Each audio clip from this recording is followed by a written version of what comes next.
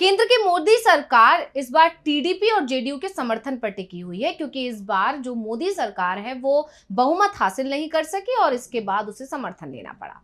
तो सरकार की ये दो बैसाखी अगर उससे अलग हुई तो केंद्र का तख्ता पलट हो जाएगा। ये बात मोदी सरकार भी अच्छे से जानती है, बीजेपी अच्छी तरह जानती है। इसलिए बीजेपी और मोदी सरकार, केंद्र सरकार, इन दो दलों के दबाव में बार बार दिखाई दे रही है। एक तरफ जेडीयू चीफ और बिहार के सीएम नीतीश कुमार हैं, जो दिल्ली आने को तैयार नहीं दिख रहे हैं, नीति आयोग की बैठक तक से गायब रहे थे और बीजेपी उन्हें लगातार मनाने में जुटी हुई है। बजट में बिहार को सबसे बड़ा हिस्सा देकर नीतीश की नाराजगी तक को दूर करने की कोशिश की गई, क्योंकि इस तरह की अटकलें हैं कि नीतीश कुमार कहीं ना कहीं बिहार को विशेष राज्य का दर्जा ना दिए जाने से बेहद नाराज हैं। और इसके चलते खबरें तो यहां तक हो रही हैं कि कभी भी नीतीश कुमार सरकार गिरा सकते हैं। वहीं अगर आंध्र प्रदेश की बात करें और दूसरे सहयोगी टीडीपी की बात करें तो आंध्र प्रदेश को राजधानी निर्माण के नाम पर 15,000 करोड़ रुपए देकर केंद्र सरकार ने चंद्रबाबू को साधने का प्रयास किया, लेकिन दोनों ही जगह बीजेपी के हाथ निराशा ही लगती नजर आ रही है, क्योंकि ना तो नीतीश कुमार और ना ही चंद्रबाबू नायडू खुश दिख रहे हैं।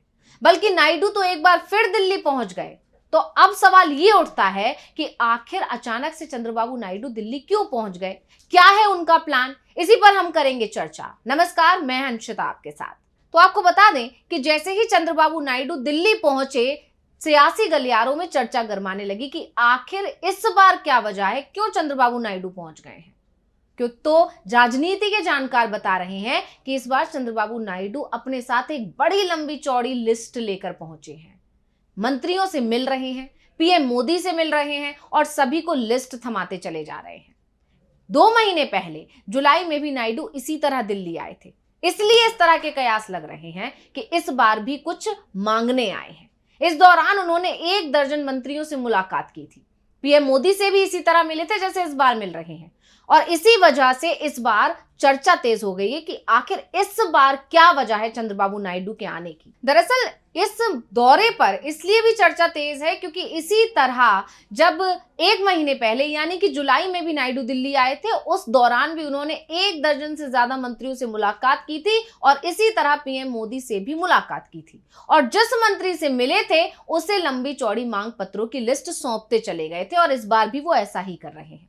पीएम मोदी से मिलने के अलावा नायडू ने अमित शाह, नितिन गडकरी, राजनाथ सिंह, शिवराज सिंह चौहान, पीयूष गोयल, निर्मला सीतारमण, हरदीप पुरी, मनोहर लाल खट्टर, 16वें वित्त आयोग के अध्यक्ष अरविंद पनगड़िया से भी उन्होंने मुलाकात की थी और इसका उन्हें फायदा भी हुआ। जब नायडू के दिल्ली से लौटने के बाद खबर आई कि केंद्र सरकार ने आंध्र प्रदेश में कच्चे तेल को साफ करने के लिए एक रिफाइनरी, साथ ही वहां एक पेट्रोकेमिकल हब बनाने के लिए हरी झंडी दे दी है। ये प्रोजेक्ट 60 से 70 हजार करोड़ रुपए का बताया जा रहा है। यही नहीं, बजट में भी आंध्र प्रदेश का खास ख्याल रखा गया। बजट में भी आंध्र प्रदेश को राजधानी निर्माण के लिए 15,000 करोड़ रुपए दिए गए। उस वक्त भी इस तरह के कयास लगे थे, ये आरोप भी लगे थे कि अपने सहयोगियों को साधने के लिए सबसे ज्यादा जो ध्यान रखा गया है बजट में, वो बिहार का और आंध्र प्रदेश का रखा गया है। वहीं आंध्र प्रदेश को दूसरी कई योजनाएं भी दी गई थी, लेकिन नायडू इतने से खुश नहीं है, अब जानकार ऐसा दावा कर रहे हैं और इसीलिए वो एक बार फिर दिल्ली पहुंच गए हैं और उन्होंने लंबी चौड़ी सूची पीएम मोदी को और दूसरे मंत्रियों को एक बार फिर से सौंप दी है। तो अब आ जाते हैं, आपको बताते हैं कि नायडू की प्रमुख मांग क्या है। तो नायडू की बड़ी मांग ये है कि आंध्र प्रदेश की राजधानी अमरावती और पोलावरम सिंचाई प्रोजेक्ट की ग्रोथ के लिए केंद्र से मदद मांगी है उन्होंने। विजयवाड़ा, विशाखापट्टनम और अमरावती में मेट्रो रेल परियोजना के लिए केंद्र से आर्थिक मदद मांगी है। वहीं राज्य के पिछड़े जिलों रामायपट्टनम, बंदरगाह और कडप्पा में एक इस्पात संयंत्र के लिए अनुदान मांगा है। इस लिस्ट में आगे बढ़ते हैं तो आंध्र प्रदेश के विकास के लिए चंद्रबाबू नायडू ने मोदी सरकार से करीब 1 लाख करोड़ रुपए की और मदद मांगी है। इसके अलावा केंद्र सरकार से आंध्र प्रदेश को विशेष आर्थिक पैकेज की मांग भी की गई है। अब जानकार तो ये भी बता रहे हैं कि ये तो कुछ डिमांड्स हैं, इसके अलावा भी नायडू ने और भी कई डिमांड्स की हैं और इस डिमांड के पीछे चंद्रबाबू नायडू की सबसे बड़ी ताकत उनके वो 16 सांसद हैं, क्योंकि एनडीए में टीडीपी ही बीजेपी के बाद दूसरी सबसे बड़ी पार्टी है।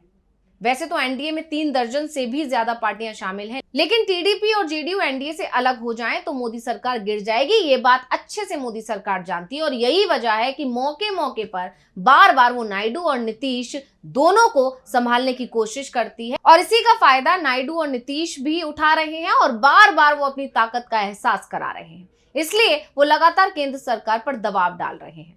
तो चलिए अब इसे समझने के लिए कि नीतीश और नायडू क्यों ताकतवर है, इसलिए एक बार संसद का पहले समीकरण भी देख लेते हैं, जिससे साफ हो जाएगा कि नायडू क्यों बीजेपी की जरूरत बने हुए हैं। तो लोकसभा में दलगत स्थिति की अगर बात करें तो लोकसभा में सदस्यों की संख्या 543 है। बहुमत के लिए 272 की जरूरत होती है, लेकिन बीजेपी इस बार के लोकसभा चुनाव में 2024 लोकसभा चुनाव में बहुमत से बहुत पीछे रह गई थी। और इसी के बाद अगर दूसरे सहयोगियों की बात करें तो बीजेपी के जो सहयोगी हैं उनके पास 54 सीट्स थी और फिर ये गठबंधन यानी एनडीए गठबंधन को जो 294 सीटें मिली। इस वजह से कहीं ना कहीं देखा जाए तो बीजेपी को टीडीपी और जेडीयू की बेहद जरूरत है, क्योंकि जेडीयू के पास 12 सीटें हैं और टीडीपी की ताकत है 16 सीटें। यानी इन 16 और 12 सीट्स अगर ये लोग बिफर जाते हैं, ऐसे में साफ है कि बहुमत के लिए जरूरी नंबर 272 है और एनडीए के पास बहुमत से 22 सीट ज्यादा है। दूसरी तरफ टीडीपी और जेडीयू की सीटों को देखें तो यह संख्या 28 होती है। यानी नीतीश और नायडू अगर अलग हो जाते हैं, नाराज हो जाते हैं, बिफर जाते हैं, अपना रास्ता अलग कर लेते हैं, तो नरेंद्र मोदी के पास बहुमत से 6 सीटें कम रह जाएंगी।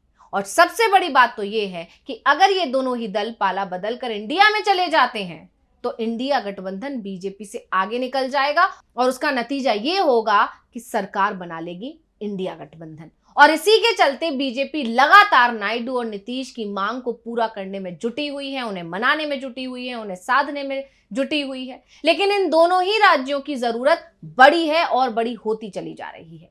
खास तौर पर आंध्र प्रदेश जो अभी तक राजधानी का ही निर्माण नहीं कर पाया है, और वहीं चंद्रबाबू नायडू इसीलिए बार बार दिल्ली आ रहे हैं। बीजेपी के लिए सबसे बड़ी चिंता ही ये है कि नीतीश कुमार की तरह चंद्रबाबू नायडू भी पलटी मारने में माहिर माने जाते हैं। वो मौका देखकर गठबंधन बदलने से पीछे नहीं रहते हैं। वो कांग्रेस, बीजेपी, तीसरा मोर्चा हर गठबंधन के साथ काम कर चुके हैं, इसलिए वो ये भी जानते हैं कि कौन सी पार्टी को कब किस तरह से मनाना है, ये भी उन्हें अच्छे से आता है। नरेंद्र मोदी के नेतृत्व वाली सरकार के पहले कार्यकाल में टीडीपी भी शामिल थे, लेकिन बाद में नायडू मोदी से नाराज हो गए तो एनडीए से टीडीपी अलग हो गई। वहीं कांग्रेस के साथ नायडू ने गठबंधन किया। इस बार फिर एनडीए में वो वापस लौटे। यानी साफ है कि नायडू फायदा देखकर पाला बदलने से पीछे नहीं हटते हैं। और दावा तो यहां तक किया जा रहा था कि लोकसभा चुनाव से पहले नायडू कांग्रेस से गठबंधन की कोशिश कर रहे थे, लेकिन बात नहीं बनी तो वो एनडीए में शामिल हो गए। और अब जब वो एनडीए में आए हैं और किस्मत से 16 सीटें लाकर वो बीजेपी के बाद सबसे बड़ी पार्टी बने हैं गठबंधन की, तो ऐसे में वो उसका बार बार फायदा उठाएंगे और उठा रहे हैं। और इसी दबाव में मोदी सरकार जो है काम कर रही है, क्योंकि नरेंद्र मोदी को चंद्रबाबू नायडू की जरूरत है। क्योंकि नायडू साथ नहीं रहेंगे तो मोदी के हाथ से सरकार फिसल सकती है। तो दूसरी तरफ नायडू को केंद्र के समर्थन की जरूरत है। आंध्र प्रदेश को आर्थिक मदद चाहिए जो केंद्र से ही मिल सकती है।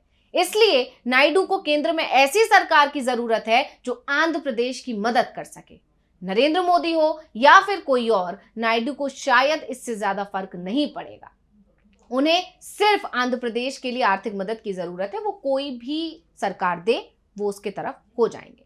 वैसे भी नरेंद्र मोदी की सरकार जिस तरह से वक्फ बिल, यूसीसी, सीएए को लेकर आगे बढ़ रही है, उससे जेडीयू और टीडीपी पहले से ही बेचैन दिखाई दे रहे हैं। तो ऐसे में जानकार दावा कर रहे हैं कि नरेंद्र मोदी बहुत फूक फूक कर कदम रख रहे हैं, क्योंकि अगर ये दोनों बिफरे तो सरकार गिर सकती है। इस बात का डर बीजेपी के अंदर बहुत ज्यादा है। तो इस वीडियो को लेकर आपका क्या कहना है, हमें कमेंट करके अपनी राय जरूर दीजिएगा और मुझे दीजिए इजाजत। देखते रहिए डीवी लाइव। नमस्कार।